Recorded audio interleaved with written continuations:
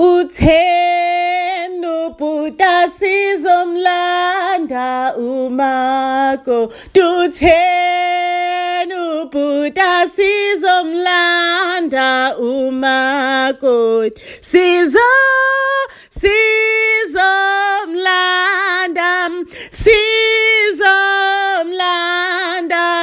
Sizomlanda umako. Ibingekho into ubhuti ayifisa njengokushada. Bekafuna ukubona uwakwakhe ecothoza engena emagcekeni asekhaya kubo. Ubekafisa ngenhliziyo yakhe emhlophe ukubona umakoti wakhe egqoka ingubo emhlophe, ambone egqoka isidwaba, bamthele ngenyongo. But ubhuti bekanenkinga eyodwa, ukuthi akabizwa ngesibongo sakhe. Ubizwa ngesibongo saka mama wakhe. Lonto leyo ibimphathisa ngesinye istress esimshaya ekujuleni kwenhliziyo yakhe. Iyaqala kanje lento. Sisebancane nje uma nobaba bahlukana. Ubaba nje wathathwa enye intombi yayingeviyinhle, ipetshisi lentombi, igama layo kuAnna Maria. uAnna Maria wamhlanyisa ubaba wazwashiya umani umndeni, washiya ikhaya, kade kuyikhaya lifudumele, wamlaxaza, wambohlala noAnna Maria. Hayi bahlala waze watshela ubaba uAnna Maria athi hayi ngicabanga ukuthi manje uresign emsebenzini, uvula ibhizinisi ngemali yakho yokuresign. Hayi ke ubaba wenza njalo kwa resign. Hawu ngicela ukukutshela ukuthi bengena business la. uAnna Maria wayiququda imali, wayiququdisa okwegundane. Uyalibona igundane mangabe lidla amaphepha or lidla ucheese, wayiququda kanjalo imali. Hayi ubekanesikili sokudla imali lo yamuntu.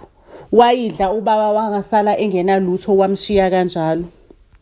Lapho ke on the other side uma usibambe ngamazinyo, uyasikhulisa. Ukubona umama mangabe elahlwe indoda ezokwenza yonke into ukuthi anikhulise, aphuma yobamba amatoho lapha nalapha, enze lokhu, enze yonke imisebenzi engabanjwa umfazi ohluphekile oshiwe indoda engasebenzi. Hayi sakhula ke yazi ukuthi ingane aveyithembekile ziyakhula njalo, zikhula usizi zilibona, zikhule nje kube ingane ezistrong, ungeke uzusho ukuthi ingane zasosizini lezi eqhathanisa uqadolo. Hayi mangabe sikhula ke kunenye iphathi ebhlungu ke ebhlungu enhlizweni.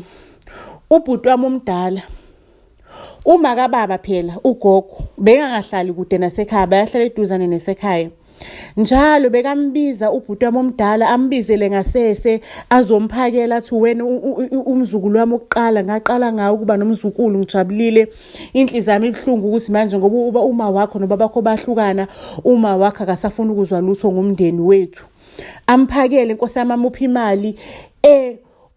Ugogo manje lokho bekakwenza ngemuva nje ngomshosha phansi, bekambiza mase kuntambama sekhwalala. Hayi ke ubhuti wami uyothola isibhaxu ke ekhaya ukuthi uphuma kuphi sekumnyama, kanti akazi ukuthi ubhuti bekayivakashela ugogo wakhe. Njalo bebenenye relationship strong. Ngicela ukukutshela ukuthi ugogo bekamdlula ubhuti edlala emgaqweni, ambuza ukuthi umfana kuhamba kanjani esikoleni. Hayi ke nomfana ayixoxela istory innocently ukuthi hayi kuhamba kahle gogo, kune trip kodwa angihambi ngoba uma akanayo imali. Ngicela ukutshela ukuthi ugogo bekayikhipha imali, athi uyifihle ungamtshela unyoko njalo. So ubhuti wami omdala ke ukhule kanjalo ke ene relationship nogogo wethu, kodwa kuyi relationship eyenzeka la ngokucashile. Episode 2 uyalandela.